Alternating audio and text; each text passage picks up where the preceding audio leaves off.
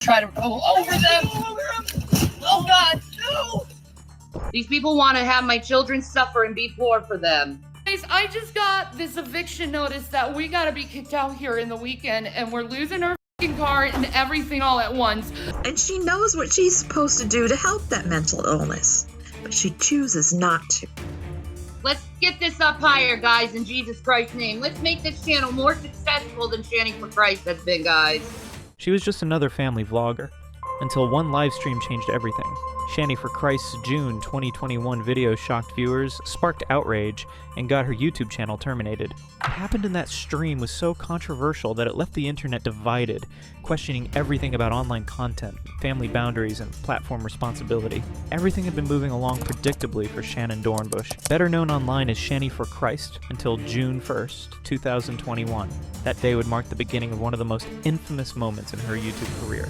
A live stream that would ignite controversy, draw media attention, and ultimately lead to the termination of her main channel. Known for sharing her family life, personal opinions, and candid moments with her audience, Shanny had built a small but devoted following over the years. Her content often straddled the line between everyday life and the provocative, attracting viewers who were curious, entertained, or simply fascinated by the drama that occasionally unfolded on screen.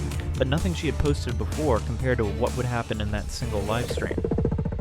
The video, titled "Yikes GPS Did It Again," was streamed live from inside a car, capturing Shanny, her partner Jason Egroff, and their child traveling together. At first glance, it seemed like another routine broadcast, the kind of casual, in-the-moment content that her viewers had come to expect.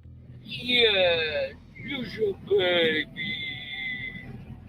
Yeah. Hi, baby. But soon the live stream took a sharp turn into territory that would make viewers uncomfortable and prompt serious questions about child safety and family dynamics. During the broadcast, Jason Egroff was overheard making an unsettling remark toward their child, insisting the family cat be placed on the child's lap or there would be consequences. You cat. Hi, kitty cats. Wait. Hey, baby. Now keep going on the dirt road. Okay, I guess. Meanwhile, Shanny could be heard raising her voice at Jason over his reckless driving, expressing genuine fear for her family's safety. The footage left viewers disturbed. Tensions escalated further when Jason was seen mistreating a 12-year-old autistic boy, while Shanny appeared more focused on her own feelings than on what had just happened. Try to go over them. Oh God, no! That's it. No, we're wrecked. Oh, no, that's it. We're wrecked. Jason, what? Call the cops! Wait, 1 minute. It's on the run, man. On it. Within hours, the video was circulating widely online. Screenshots, clips, and commentary that began spreading across social media forums and video sharing communities. Many viewers were alarmed by what they had seen, expressing concern over the child's well-being and questioning how such behavior could occur in a household being broadcast live to an audience. The reaction was immediate and intense, and for the first time, ShannyForChrist content had attracted scrutiny on a scale that went beyond her regular followers. Those poor kids. The cat should be in a carrier on a long drive, too. YouTube initially responded cautiously. Their official @Team YouTube Twitter account stated that at first, the live stream did not appear to violate community guidelines. It was a decision that suggested either a lack of immediate clarity on the policies regarding child safety, or hesitance to take action before a full review. For a brief moment, it seemed as the platform might allow the video to remain. But public concern continued to grow, reports were filed, and pressure mounted. Within 24 hours, YouTube reversed its stance. The video was removed on June 2nd, 2021, with the company citing violations of its child safety policy. Shanny appealed the decision, and for a short period the video was reinstated. This temporary reversal offered a glimmer of hope, but it also highlighted the complexities and ambiguities in content moderation on large platforms. The reinstatement did not last long. After further review, YouTube removed the video again, and ultimately, her main channel was terminated for repeated violations of community guidelines regarding child safety. In one swift series of actions, years of content and the community she had built vanished from the platform. The incident quickly became a focal point for discussion about content moderation and the responsibilities of online creators. Forums, comment sections, and social media feeds were filled with debates about what had occurred during the live stream. Some users defended Shanny, arguing that family arguments happen behind closed doors, and that the live stream simply captured an unfiltered moment. Others criticized her for broadcasting moments that could potentially put her child at risk, asserting that content creators have a responsibility to protect the welfare of those featured in their videos, especially minors. Both are complete and utter idiots, and really, we're worried about the cat more than your own children to the point you'd eat them. Media outlets also took notice. News articles and commentary pieces pulled apart the live stream, analyzing YouTube's decisions and the broader implications for online content creators. Yet the clear thread running through coverage was concern over child safety. Experts in digital media and child welfare weighed in, discussing the risks of broadcasting young children in volatile or potentially unsafe situations, and emphasizing the platform's responsibility to intervene. The controversy also sparked broader discussions within the YouTube community about the fine line between transparency and exposure. And what is with that green eyeshadow? Holy hell, I feel sorry for those kids that these two idiots are their parents. Another example on why people need a license before having children. Those poor kids will probably have PTSD.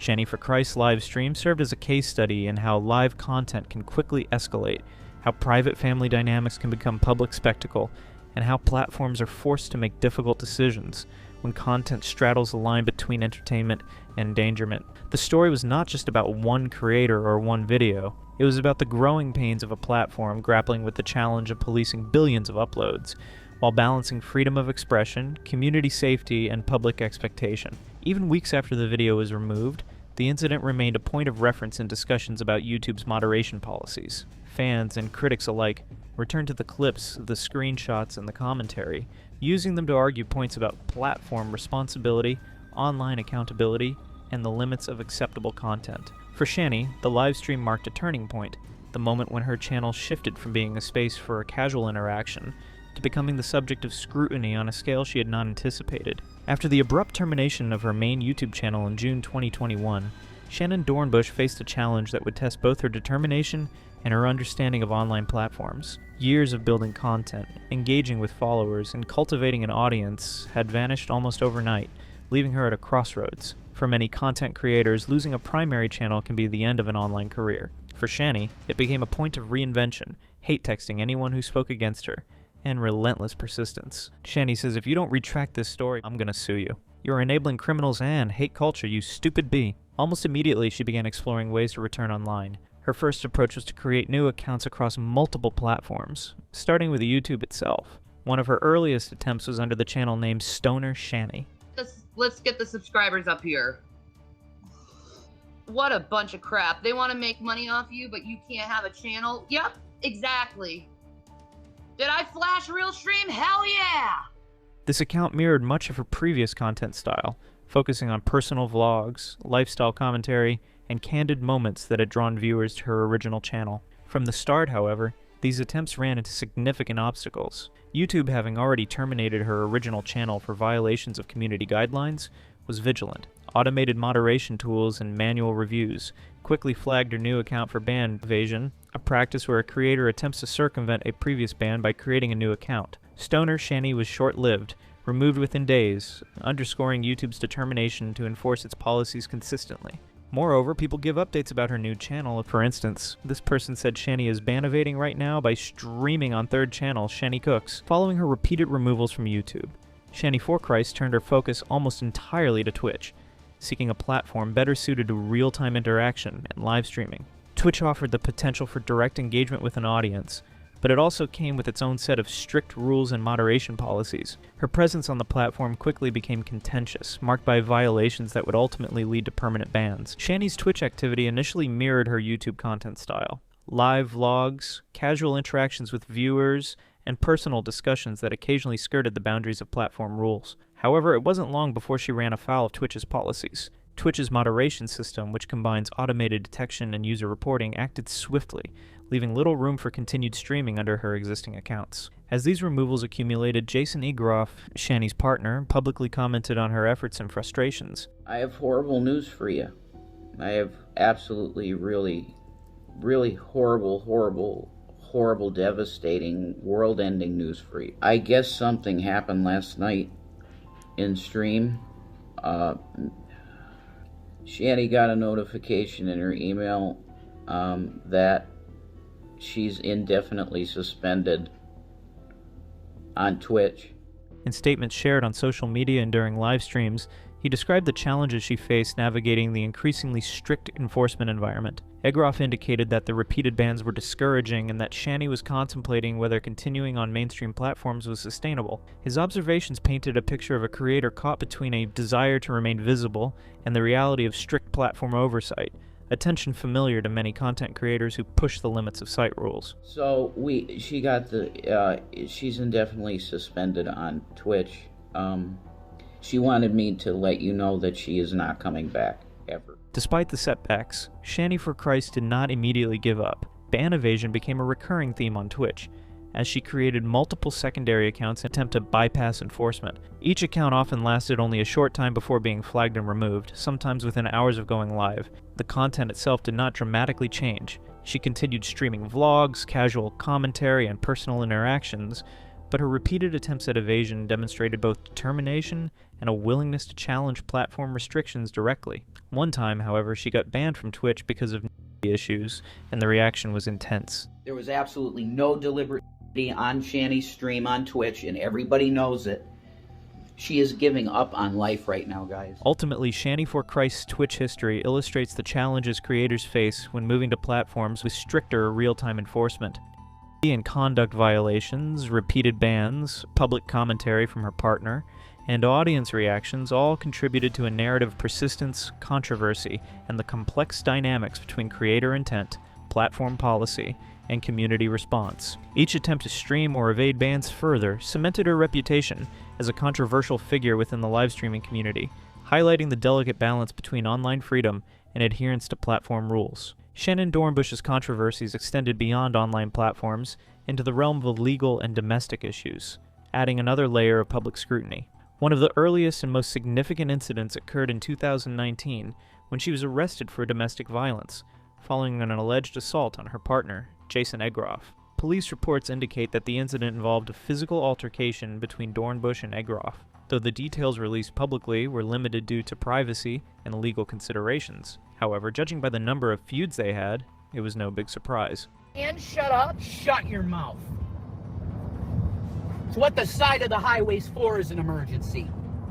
You're insane. You're an asshole. Wow. According to official records, the arrest stemmed from claims of assault, with law enforcement responding to a domestic disturbance call. While the case did not result in lengthy incarceration, it marked a notable entry into Dornbush's legal history and contributed to the growing perception of instability surrounding her personal life. The court proceedings that followed were closely monitored by segments of her online audience. Publicly available court documents show that the case involves standard procedures for domestic assault allegations, including the filing of charges arraignment and eventual resolution through legal channels. While some details remain sealed, reporting at the time confirmed that the legal system intervened, and the case was processed according to standard protocol. Egroff's involvement as the alleged victim added another layer of complexity, as their shared online presence meant that personal conflicts could rapidly spill into the public sphere. Alongside her legal controversies, Dornbush became known for making public posts on social media and streaming platforms, discussing claims related to MKUltra and mind control programs. While these claims were never substantiated in a legal context,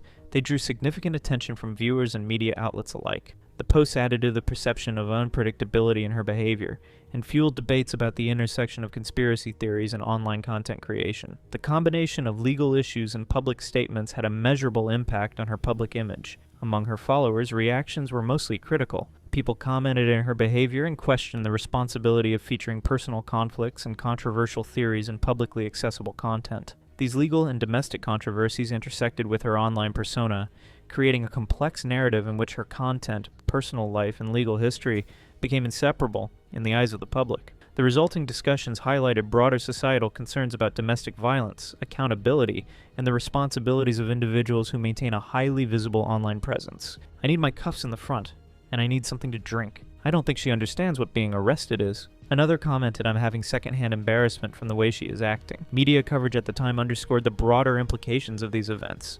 Reporting often focused on the arrests and court proceedings, but also contextualized the story within Dornbush's ongoing online controversies. Analysts and commentators pointed out that the legal incidents reinforced existing skepticism about her content and credibility, particularly when combined with her discussions of MKUltra and mind control claims. The narrative constructed by these overlapping factors painted a portrait of a creator whose personal and legal challenges directly influenced public reception, shaping both fan engagement and critical commentary. The domestic and legal controversies also had a ripple effect on the platform she used. Content moderation and community response were influenced not only by policy violations related to child safety, but also by the broader context of her legal history. While platforms like YouTube and Twitch do not base enforcement solely on off-platform incidents, public awareness of such events contributed to heightened scrutiny and intensified community reporting. This convergence of online behavior, legal incidents, and audience perception created a feedback loop that amplified the consequences of her actions, both legally and digitally. This shift from being a name tied to controversy back to the roots of her online journey shows that to fully understand how things unraveled, we first have to look at how they began. ShannyForChrist did not emerge online fully formed. Like many content creators, her journey began modestly, with small uploads, casual interactions, and a willingness to share her personal life with a growing audience. Her original YouTube and Twitch content primarily centered on day-to-day family life, offering viewers a window into the household she shared with her partner, Jason Egroff, and their children. It was an approach that blurred the lines between personal documentation and entertainment, a style that would become a hallmark of her online presence. In the earliest videos, Shanny's content was framed around familiar domestic settings, preparing meals, handling household tasks, managing children, and interacting with Jason. But beneath the everyday routines, she often emphasized how difficult things were for her family, with financial struggles, constant stress, and ongoing personal troubles becoming recurring points of conversation. On Twitch, she experimented with live streaming, using the platform not just to share her day-to-day life, but also to highlight how much she was struggling and how badly she needed help. These streams were often casual, reflecting the unpredictability of both family dynamics and personal hardship. The tone was conversational, as if she were inviting viewers into her home while explaining how hard it all had become, framing herself as someone just trying to survive. We're in desperate need of drinks and food. You have Again, an EBT card that you can use. Many people have looked it up at the gas stations near you. Come on now, at this point. This narrative connected with certain viewers, some of whom sympathized with her situation and felt compelled to offer support. Many were drawn to her personality, a mix of assertiveness, humor, and repeated vulnerability, which made her streams feel less like entertainment and more like watching someone trying to hold her life together in real time. You are never alone, Shanny. Jesus is always with you. Never forget and never give up hope. I Just Want to Be Loved is a great song for me when I'm feeling low. However, her overall content soon became polarizing. While she attracted followers who admired her openness and candid approach, criticism arose almost immediately. Some viewers were concerned with how she interacted with her children during videos and live streams. Clips and moments surfaced where her children appeared to be involved in ways that some viewers felt were uncomfortable, including instances of raised voices, stern interactions, or having them included in content without clear regard for their willingness or comfort. No! My baby! That cat better fully be on your lap. Pull him all the way up! Now! Move! Now! Pull him up! Get the cat on your lap, idiot. If he's on that floor again, you are getting your ass. While these interactions were framed by Shanny as routine parental discipline or playful banter, critics argued that her approach crossed the line, using children's reactions and behavior as entertainment rather than considering their welfare. Early discussions online frequently debated whether her methods were appropriate or responsible, creating tension between supportive viewers and concerned observers. She is the most selfish, disgusting excuse for a mother I have ever come into contact with. She doesn't care that her children are suffering or hungry or scared. She cares about how she is being treated. If my boyfriend spoke to my child like I would leave him without hesitation. In time, those concerns were no longer confined to comment sections. Authorities got involved, and her children were eventually removed from her custody by Child Protective Services, turning what had been an online controversy into a real-world family crisis. I'm heartbroken by this.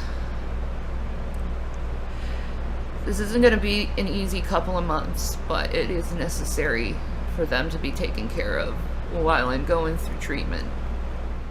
Despite the criticism, the strategy she employed was effective in building engagement. The mix of family interactions, direct commentary, and personal vulnerability created a sense of intimacy that kept audiences returning. Jason Egroff's presence in these early videos further reinforced this dynamic. The interplay between Shanny and Jason often involved humor, disagreements, or conflicts that were recorded for the audience. These interactions gave viewers a sense of being insiders, watching the private life of a family unfold in real time. Yet the recurring tension between personal disputes and public performance created a space where questions about authenticity and responsibility became central. Audience members debated whether these videos were reflective of everyday life or manipulated for views, and whether the children were treated fairly within these narratives. The presence of children as active participants in the content made these debates particularly sensitive and sustained criticism that would follow her career for years. I didn't deserve any of that. And you know it. I didn't deserve last night either. Who do you have on the phone? I didn't deserve any of this. Who do you have on the phone? I don't know what to do. Who do you have on the phone? Everyone. Good. Because you need to get help.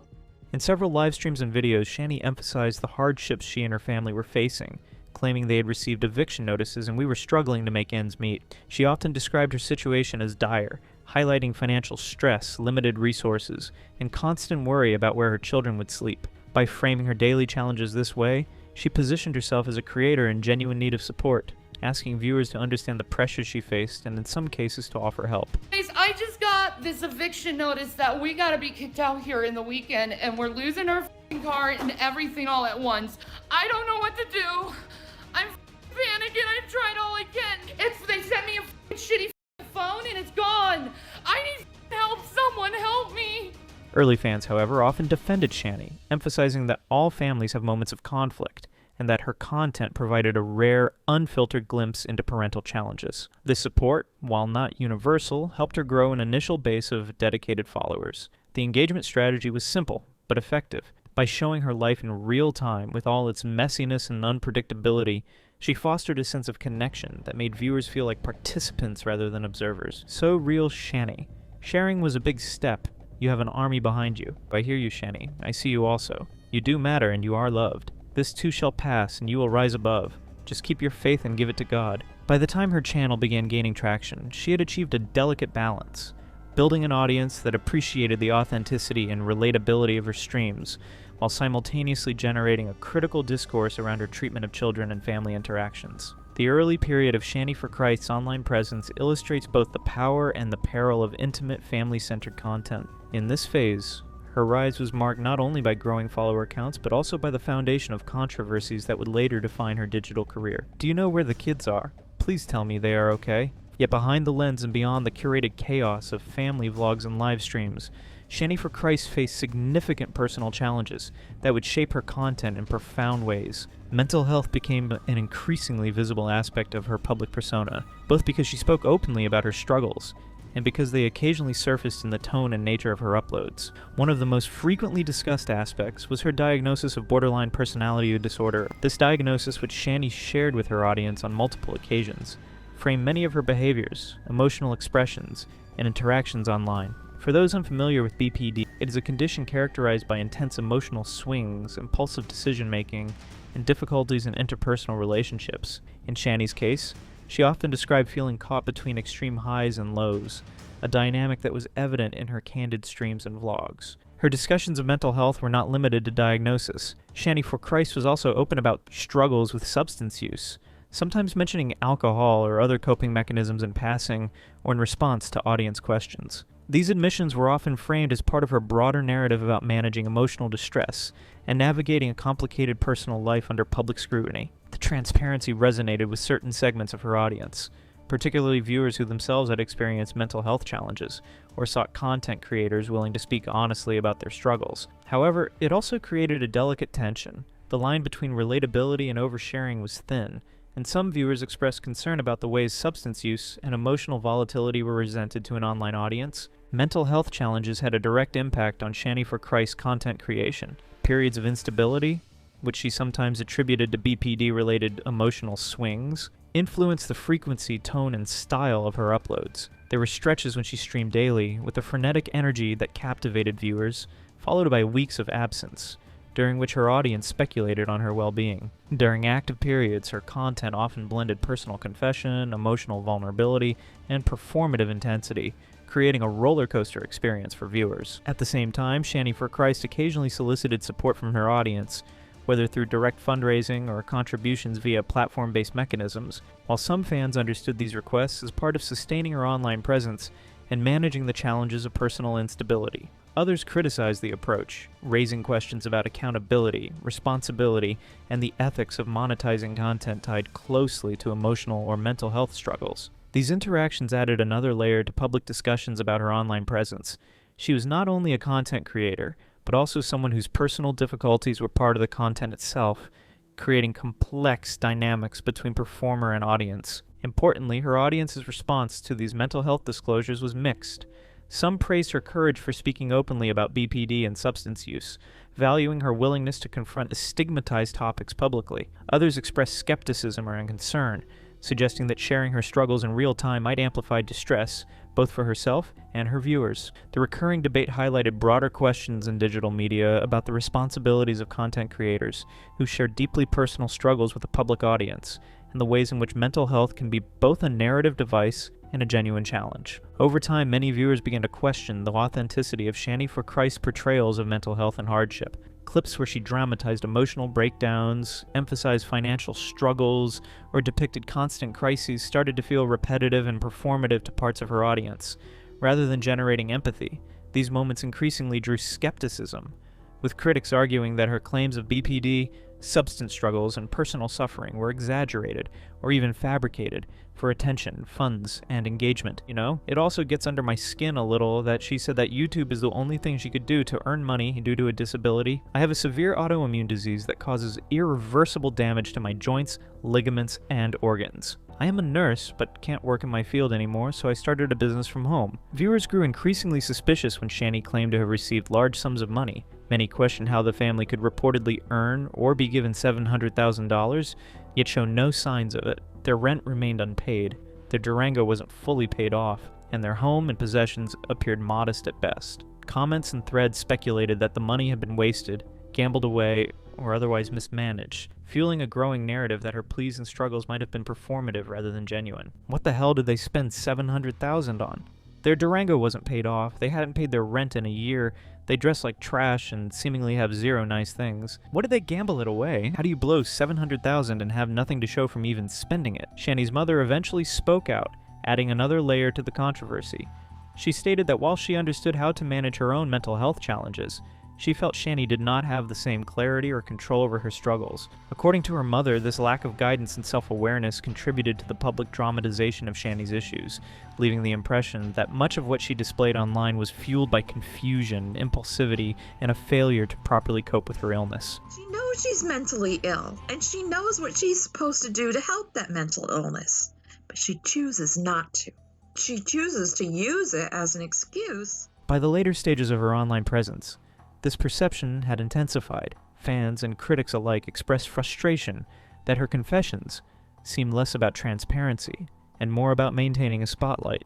Comment sections and discussion threads were filled with accusations that she could not convincingly act like she was struggling, that her appeals for support were manipulative, and that the continuous dramatization had reached a point of absurdity. Today, the story of ShannyForChrist remains a complex portrait of a content creator whose rise, controversies, and personal struggles intersected in ways that kept audiences both captivated and divided. After years of intense scrutiny, ranging from platform bans to public criticism of her family interactions and open discussions of mental health, her online presence has slowed significantly. While she no longer commands the same visibility she once did on YouTube and Twitch, she maintains a smaller, dedicated following across social media platforms, continuing to share glimpses of her life and updates with those who have followed her journey from the beginning. Currently, ShannyForChrist's content reflects a combination of reflection and adaptation. Her posts tend to be less frequent but more controlled, often avoiding the controversial or emotionally intense moments that characterized earlier streams.